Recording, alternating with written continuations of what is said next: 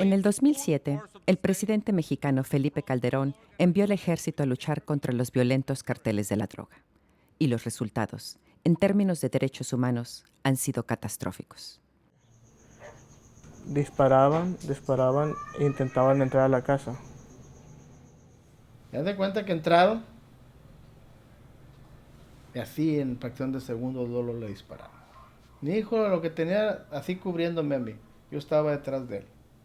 Mi hijo cayó a mis pies.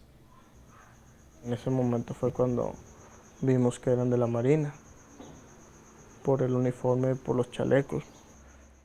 El caso de Gustavo Acosta fue uno de los 24 casos de ejecuciones extrajudiciales que Human Rights Watch documentó.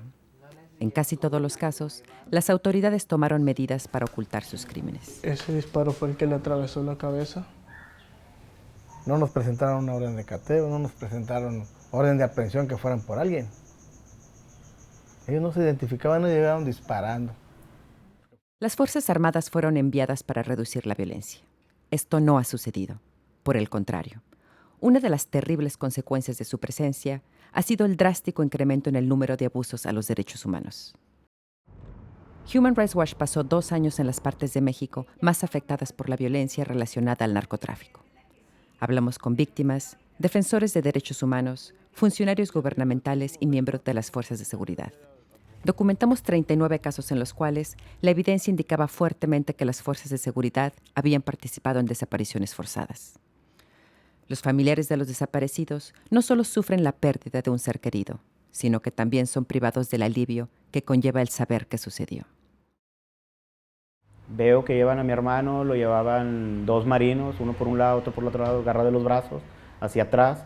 En el momento que yo miré que era la Marina, totalmente, todo el miedo que yo tenía se fue porque pues, era la Marina. Existe el Ejército, la Marina, la Policía Federal y Estatal y varias policías municipales. Ninguna de estas fuerzas colabora con otra, todas están armadas y todas cometen abusos. En la PGR y en el Ministerio Público ellos nos dicen, es que no es competencia de nosotros no podemos hacer nada. Oye, entonces ¿con quién voy? La única manera en que los familiares pueden obtener evidencias es si ellos mismos se convierten en investigadores. Aquí tenemos todo documentado, a dónde hemos hablado, teléfonos de Derechos Humanos Nacional. Los fiscales omiten incluso los pasos más básicos para investigar estos casos. Por consiguiente, nadie es castigado por estos crímenes. Todos son disparos de ellos.